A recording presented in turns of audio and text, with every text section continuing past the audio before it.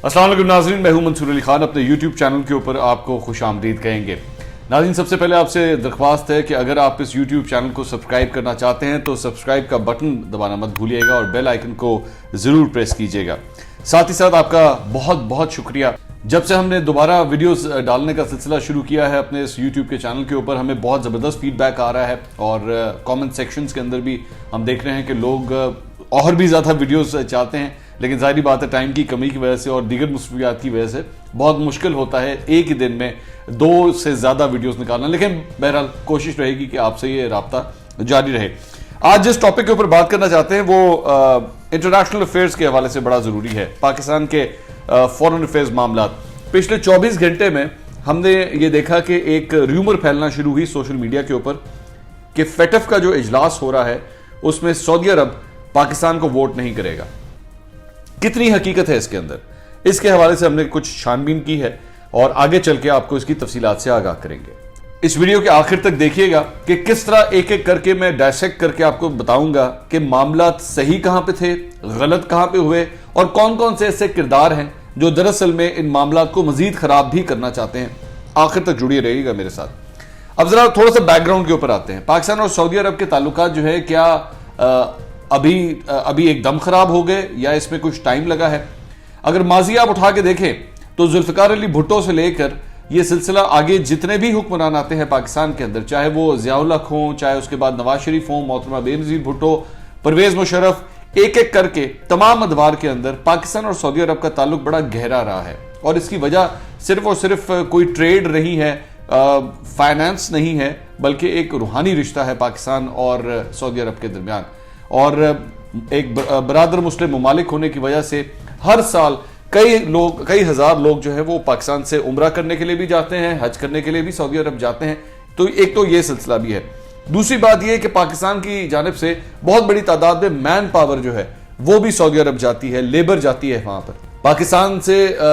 जो सऊदी अरब की तिजारत का सिलसिला है वो दूसरी तरफ है। हम सस्ते दामों तेल लेते रहे हैं सऊदी अरब से, एक नाता वो भी हमारे साथ जुड़ा रहा है। और सबसे अहम बात कि खाना काबा की हिफाजत के लिए पाकिस्तान ने हमेशा हमेशा ये बात दो टोक अंदाज में कही है कि इसकी हुर्मत के लिए, इसकी हिफाजत के लिए पूरी पाकिस्तानी अफवाज जो है वो हमेशा हाजिर है। सिर्फ एक कॉल की ज़रूरत है और पाकिस्तानी अफवाज वहाँ पर पहुँच जाएंगे। तो आप इस बात से अंदाज़ा लगा सकते हैं कि पाकिस्तान और सऊदी अरब का आपसी ताल्लुक जो है वो कितना पुराना और कितना गहरा है। इसका एक और इस बात से अंदाज़ा ये भी लगाया जा सकता है कि जो एक इस्लामी फोर्स बनाई गई थी जिसका हेडक्वार्टर भी रियाद के अंदर सऊदी अरब के अंदर मौजूद है, उसके जो कमांडर हैं, जो चीफ कमांडर हैं, वो भी पाकिस्तान के साबिक आर्मी चीफ राहील शरीफ हैं। तो ये नाता कितना गहरा और कितना पुराना है। उसके बाद आगे चलते हैं और बात करते हैं कि जब इमरान खान की हुकूमत आई उसके बाद पाकिस्तान और सऊदी अरब के आपस के ताल्लुकात कैसे थे। ताल्लुकात तब भी बिल्कुल ठीक थे, कोई ऐसी आपस में तलखी नहीं थी, बल्कि यहाँ तक कि जब मोहम्मद बिन सलमान पाकिस्तान आते हैं तो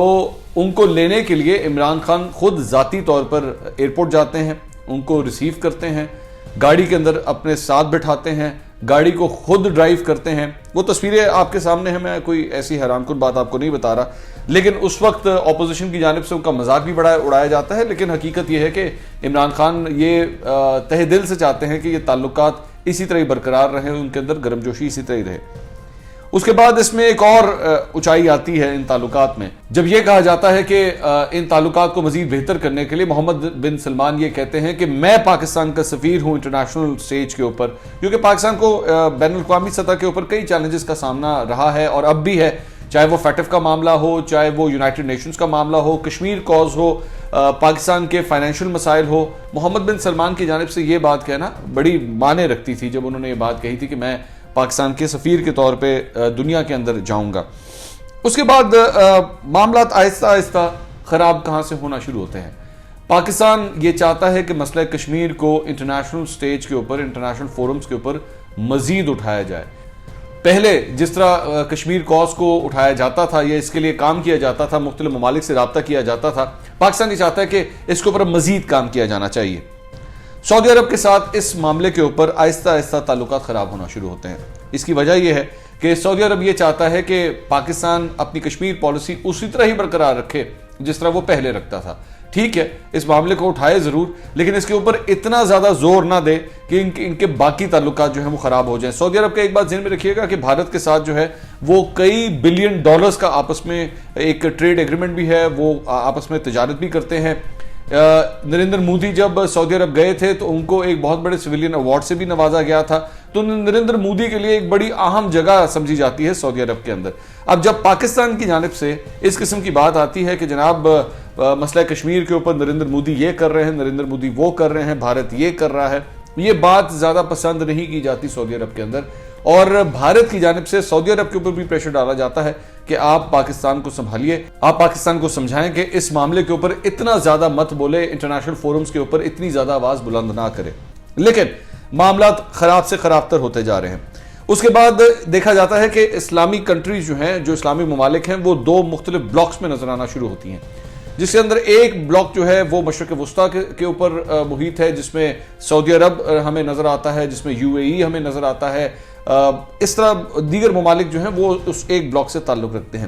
جبکہ دوسرے بلاک کے اندر ہمیں ترکی اور ملیشیا نظر آتا ہے۔ اب یہاں پہ بھی ایک بات یاد رکھیے گا کہ ترکی اور ملیشیا جب ایک بڑی اہم کانفرنس کرنے جا رہے تھے کوالالمپور میں، تو عمران خان صاحب کو بھی اس سلسلے میں دعوت تھی اور وہ اس دعوت کو قبول بھی کر چکے تھے، لیکن پھر سعودی عرب کی ناراضگی کی وجہ سے آخری مومنٹ کے اوپر اس دعوت نامے سے انکار کر دیا گیا اور آنے سے انکار کر دیا گیا کہ وہ نہیں آئیں گے اس کے اندر۔ بہرحال یہ اس کے باوجود ملیشیا کی طرف سے اور ترکی کی طرف سے ڈھکے چھپے الفاظ میں ناراضگی کا اظہار تو کیا گیا، لیکن کوئی واضح موقف پھر بھی نہیں لیا گیا پاکستان کے خلاف، یا پاکستان کو یہ کہا گیا ہو کہ جناب آپ نے ہماری انسلٹ کی ہے، ایسی کوئی بات نہیں ہوئی۔ بلکہ اس کے بعد جس طرح پاکستان یہ گرم جوشی دکھا رہا تھا، پاکستان کوشش کر رہا تھا کہ سعودی عرب کے ساتھ تعلقات ٹھیک ہوں، لیکن جب پھر بھی وہاں سے رسپانس نہیں آیا تو اس کے بعد پاکستان نے آہستہ آہستہ اپنے آپ کو دوسرے بلاک کی طرف شفٹ کرنا شروع کیا، جس میں ترکی اور ملیشیا شامل ہیں۔ یہاں تک کہ مہاتیر محمد کے حوالے سے عمران خان صاحب کے جتنے بیانات آئے وہ بڑے تعریفوں سے بھرے ہوئے تھے، اور وہ بار بار یہ کہتے تھے کہ ملک اگر چلتے ہیں تو اس طرح چلتے ہیں۔ بہرحال اس کے بعد یہاں تک بات آتی ہے کہ ملیشیا کی جانب سے یہ فیصلہ کیا جاتا ہے کہ پاکستان کے اندر اب آٹوموبیل سیکٹر کے اندر جو ہے وہ گاڑیاں، ملیشین کمپنی جو ہے وہ گاڑیاں بھی پاکستان میں لے کر آئے گی۔ یہاں تک معاملات آگے چلتے ہیں، اور ایک بات ذہن میں رکھیے گا کہ اس سے پہلے سعودی عرب اور پاکستان کے درمیان آلریڈی اتنے معاہدے ہو چکے ہوئے تھے، MOU سائن ہو چکے تھے کہ سعودی عرب نے پاکستان کے اندر ایک بہت بڑی آئل ریفائنری لگانی تھی، پاکستان کو کئی بلین ڈالرز کی امداد دینی تھی۔ وہ تمام معاملات ایک ایک کر کے کھٹائی میں پڑنا شروع ہو گئے جب کشمیر کے حوالے سے آپس کے اندر تعلقات خراب ہوئے۔ اچھا، اس کے بعد آگے چلتے ہیں، معاملات یہاں تک خراب ہو جاتے ہیں کہ سعودی عرب جس نے پہلے پاکستان کو ایڈ دی تھی، وہ اپنا $1 ارب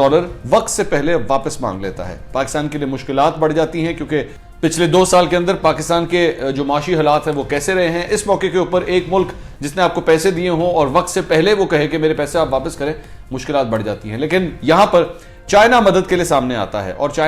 چائنا سے پاکستان $1 ارب لے کے سعودی عرب کو دے دیتا ہے۔ مزید آگے چلتے ہیں، اس کے بعد جب یہ سب کچھ ہوا تو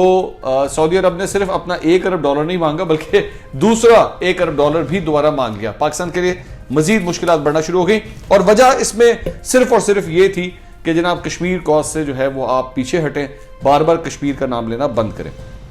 جو آخری کیل ٹھکتا ہے اس سارے معاملے کے اندر، جہاں پہ معاملات بہت خراب ہو جاتے ہیں، شاہ محمود قریشی صاحب ایک پروگرام کے اندر بیٹھتے ہیں اور ان سے سوال کیا جاتا ہے کہ کشمیر کے معاملے کے اوپر آپ اس کو OIC میں لے جانا چاہتے ہیں، اور پاکستان یہ چاہتا ہے کہ اگر سعودی عرب یہ اجلاس نہیں بلاتا تو پاکستان خود یہ اجلاس بلا لے گا۔ تو ان سے پوچھا جاتا ہے، واضح طور پر سوال پوچھا جاتا ہے کہ کیا سعودی عرب کی سپورٹ آپ کو ملی یا نہ ملی، آپ پھر بھی جائیں گے OIC کے اجلاس کے لیے، جائیں گے یا نہیں؟ تو انہوں نے آگے سے جواب دے دیا، چاہے کوئی آئے یا نہ آئے ہم پھر بھی جائیں گے۔ یہ یہاں پہ حالات کافی حد تک اب خراب ہو جاتے ہیں۔ اس کے بعد سیکنڈ ٹیئر اور تھرڈ ٹیئر ملاقاتوں کا سلسلہ جاری ہوتا ہے۔ کچھ وفود ہمارے جو ہے جاتے ہیں وہاں پر، کچھ ان کے وفود یہاں پر آتے ہیں، اور تو اور اس دوران آرمی چیف بھی سعودی عرب کا دورہ کرتے ہیں، اور اس دورے کا مقصد یہی ہوتا ہے کہ محمد بن سلمان کے ساتھ اس سارے معاملے کو کسی طرح ٹھیک کیا جائے۔ لیکن پھر یہ خبریں آنا شروع ہوتی ہیں کہ معاملات اس کے باوجود بھی ٹھیک نہیں ہوئے۔ ایک ایسی شخصیت، میں نام نہیں لوں گا ان کا، لیکن ایک ایسی شخصیت جنہیں سعودی اس حکومت کے بڑا قریب سمجھا جاتا ہے، انہیں بھی حکومت کے اندر ایک اہم عہدہ دے دیا گیا۔ اس کی وجہ بھی صرف یہی تھی کہ سعودی عرب کے ساتھ جو ہے وہ تعلقات کو ٹھیک کیا جائے، کیونکہ اس شخصیت کو کہا جاتا ہے کہ وہ محمد بن سلمان کے بہت قریب ہیں۔ پاکستان تحریک انصاف کے اپنے اندر سے بہت سے لوگوں نے آوازیں بھی اٹھائیں کہ جناب یہ کیا ہوا ہے، لیکن اس کے باوجود عمران خان صاحب نے ٹس سے مس نہیں کیا اور اس شخصیت کو ایک بڑا اہم عہدہ بھی دے دیا گیا۔ آگے چلتے ہیں اور سب سے اہم سوال کی طرف آتے ہیں۔ فیٹف کے اندر کیا سعودی عرب نے پاکستان کے خلاف ووٹ دے دیا ہے؟ خبر یہ ہے کہ یہ غلط ہے، ایسی کوئی بات نہیں ہوئی۔ اس کی وجہ سب سے بڑی یہ ہے کہ ابھی تک جس وقت یہ ویلاگ ریکارڈ ہو رہا ہے ووٹنگ ہوئی ہی نہیں ہے۔ یہ ایک ایسے صحافی کی طرف سے اپنے ویلاگ کے اندر بات کر دی گئی کہ جناب سعودی عرب نے پاکستان کے خلاف ووٹ کر دیا ہے، جس کا حقیقت سے دراصل میں کسی قسم کا کوئی تعلق نہیں ہے۔ اب سوال یہاں پر آتا ہے، یہ جو میرے کپتان کے چند سپنر ہیں، میں سپنر ان کو اس لیے کہتا ہوں کیونکہ یہ سپن ڈاکٹرنگ بڑی اعلیٰ کرتے ہیں۔ سپن ڈاکٹرنگ سے مراد ہوتی ہے خبر کو اس طرح موڑ دینا کہ وہ آپ کی فیور میں آ جائے۔ سعودی عرب کے ساتھ آپ معاملات کو کشیدہ کرنا چاہتے ہیں، سعودی عرب کے ساتھ معاملات اپنی وجہ سے، کیونکہ آپ کے اپنے کچھ اس وقت مسائل چل رہے ہیں، اس کی وجہ سے آپ خراب کرنا چاہتے ہیں تو وہ اور بات ہے، لیکن برائے مہربانی جب تک ایسی کوئی ووٹنگ ہوئی نہ ہوئی ہو، جب تک ایسا کوئی رزلٹ سامنے نہ آیا ہو، اس قسم کی خبر دے کے آپ صرف اور صرف بین الاقوامی سطح پر پاکستان کے لیے امبیرسمنٹ کریٹ کر رہے ہیں، پاکستان کے لیے مزید مشکلات کریٹ کر رہے ہیں۔ لوگوں کو سچ بتائیے کہ ووٹنگ ابھی تک فیٹف پہ ہوئی نہیں ہے، اور آپ نے یہ بھی اعلان کر دیا کہ جناب ایک برادر اسلامی ملک نے پاکستان کے خلاف ووٹ بھی کر دیا ہے۔ اب یہاں پہ سوال پیدا ہوتا ہے کہ حکومت اس سلسلے میں کوئی ایکشن نہیں لے گی، کسی قسم کی کوئی قانونی کارروائی نہیں ہوگی، کیونکہ جن صاحب نے یہ سب کچھ کیا ہے وہ میرے کپتان کے کافی قریب سمجھے جاتے ہیں، اور اس قسم کی خبر دینے کی وجہ سے ہمارے فورن آفس کو جس قسم کی امبیرسمنٹ کا سامنا کرنا پڑا کہ آج جمعرات والے دن جب فورن آفس کی ہفتہ وار بریفنگ ہوتی ہے تو ان کو ایک سٹیٹمنٹ جاری کرنی پڑی کہ سعودی عرب اور پاکستان کے درمیان اس قسم کے تعلقات کے حوالے سے جو ایک من گھڑت خبر شائع کی گئی ہے اس میں کسی قسم کی کوئی سچائی نہیں ہے، ہمارے تعلقات بہت اچھے ہیں۔ تو خدا را صحافت ضرور کریں، لیکن اس طرح کی غلط خبریں مت دیں جس کی وجہ سے آپ کے اپنے ملک کو جو ہے وہ بین الاقوامی سطح کے اوپر ان کے تعلقات جو ہیں وہ مزید خراب ہو جائیں۔ اب سب سے بڑا سوال یہ آتا ہے کہ فیٹف کے حوالے سے جو ووٹنگ ہونے جا رہی ہے، پاکستان اس میں گرے لسٹ کے اندر ہے، آخر ہوگا کیا؟ میری نظر میں فیٹف کے لیے ابھی پاکستان کی جانب سے چند شرائط مزید پوری ہونا باقی ہیں، لیکن پہلے سے پاکستان کا پروسیس کافی حد تک بہتر ہو گیا ہے، پروگریس میں بہت زیادہ بہتری آئی ہے۔ آج سے تقریباً 1 سال پہلے پاکستان جس پوزیشن پہ کھڑا ہوا تھا اس سے بہت زیادہ بہتری آ گئی ہے۔ پاکستان نے بہت سے ایسے اقدامات اٹھائے ہیں جو فیٹف کی جانب سے ایک ریکوائرمنٹس کی ایک لسٹ آئی تھی سامنے کہ جناب ان کو ایک ایک کر کے پورا کریں، ان کنڈیشنز کو پورا کریں، وہ پاکستان نے کافی حد تک پوری کر لی ہے۔ اس کے بعد اس کا ریویو کیا جاتا ہے، ریویو بورڈ بیٹھتا ہے جو بیٹھ کے اس کے بعد فیصلہ کرتا ہے کہ اس ملک نے کس حد تک ہماری ان شرائط پہ عمل کیا ہے یا نہیں۔ پہلے سے پاکستان کا پروسیس بہتر ہوا ہے، کچھ چیزیں ابھی بھی باقی ہیں۔ واضح طور پر یہ کہنا مشکل ہے کہ کیا پاکستان گرے سے وائٹ میں چلا جائے گا، لیکن ابھی بھی تھوڑی سی گنجائش ہے، ہو سکتا ہے کہ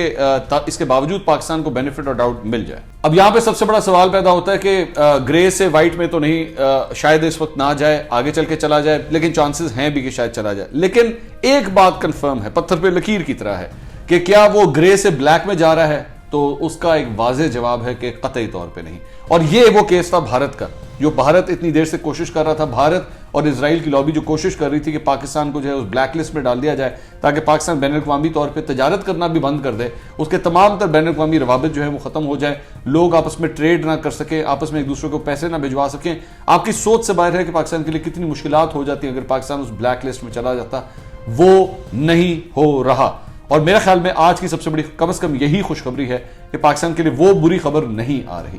اگر چینل پسند آیا ہو تو سبسکرائب کرنا مت بھولیے گا، بیل آئیکن کو ضرور پریس کیجیے گا تاکہ آپ کو تازہ نوٹیفیکیشن مل سکیں، اور اس کے ساتھ ساتھ اپنا فیڈ بیک ہمیں ضرور دیجیے گا، یہ ہمارے لیے بہت اہمیت رکھتا ہے۔ کامنٹ سیکشن کے اندر جا کے یہ ویڈیو پسند آئی ہے یا کچھ بھی برا لگا ہے، اپنا فیڈ بیک ہمیں ضرور دیجیے گا۔ ہم تمام کامنٹس کو پڑھتے ہیں، کبھی کبھار کوشش ہوتی ہے کہ ان کو رپلائی بھی کیا جا سکے، لیکن چونکہ تعداد بہت زیادہ ہے، فردن ایک ایک کو رپلائی کرنا بڑا مشکل کام ہے۔ آگے بھی چل کے آپ سے ملاقات کا یہ سلسلہ جاری رہے گا۔ اللہ حافظ۔